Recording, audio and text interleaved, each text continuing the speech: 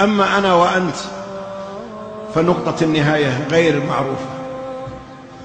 ممكن ذا الليل النهاية، وممكن بكرة، وممكن بعد شهر، وممكن بعد سنة، وممكن بعد سنين. وما تدري نفس ماذا تكسب غدا، وما تدري نفس بأي أرض تموت. بعض الشباب يقول أنا شاب وما درى أنه أقرب للموت من 1000 شايب. كم من شاب ركب سيارته وما نزل منها، وكم من شاب لبس ثوبه وما خلعه بنفسه، خلعوه مزقوه من عليه. وكم من إنسان نام على فراشه وما استيقظ منه نومة الموت. وكم من إنسان خرج من بيته ولم يعد إليه، من هناك شلوا على المستشفى، ومن المستشفى إلى المقبرة. وما دامت نقطة النهاية بالنسبة لي ولك غير معروفة، فيجب أن نكون مستعدين في كل لحظة لهذه النقطة. لا تقول أنا شاب، لا، ما للمقابر لا تجيب إذا رآهن الكئيب، حفر مسقفة عليهن الجنادل والكثيب، فيهن أطفال وولدان وشبان وشيب. كم من حبيب لم تكن عيني لفرقته تطيب، غادرته في بعضهن مجندلا وهو الحبيب. كم صلينا على أموات أيها الإخوة؟ واجد. ومتى يصلى علينا؟ كم عزينا في الناس ومتى يعزى فينا؟ كم سمعنا من أخبار الأموات ومتى نكون نحن الخبر؟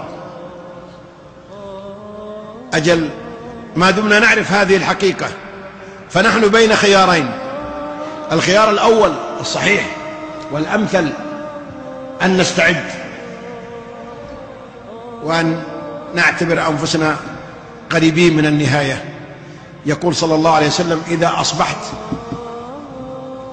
شوفوا الحديث يا أخواني هذا عجيب، إذا أصبحت فلا تنتظر المساء، لا تقول في الليل يمكن ما يجي الليل عليك. وإذا أمسيت فلا تنتظر الصباح يمكن ما تصبح. وكن في الدنيا كأنك غريب أو عابر سبيل. إذا كنت عاقل وحصيف ولبيب فستأخذ بهذا الأمر وتنتبه لنفسك وتسأل نفسك الآن لو جاء الموت الآن هل أنا طيب مع الله ولا خربان؟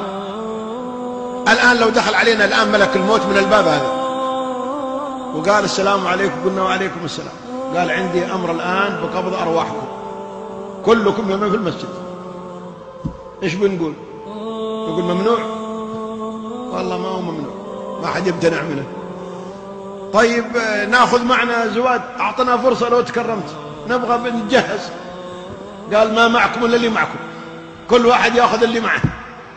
واحد قال أنا عندي عمارة، قال عمارتك لورثتك. والثاني قال وأنا عندي سيارة جديدة، خلها لعيالك. والثالث قال وأنا مدير ولا أمير ولا وزير، قال خل المدارة والأمارة لغيرك. عندك صلاة؟ تفضل. عندك إيمان؟ عندك خوف من الله؟ عندك مراقبة لله؟ عندك خشية لله؟ هذا الذي ينجح. إذا ما عنده إلا أغاني ومسلسلات وأفلام وحكايات ومباريات وخريطات، هذه تنفع عند الموت؟ والله ما تنفعك ولا تسقيك شربة ماء. لا ينفع الإنسان في قبره إلا التقى والعمل الصالح. يا من بدنياه اشتغل وغره طول الأمل، وقد مضى في غفلة حتى دنا منه الأجل. الموت يأتي بغتة والقبر صندوق العمل. أجل إذا كنت عاقلا وموفقا فاستعد.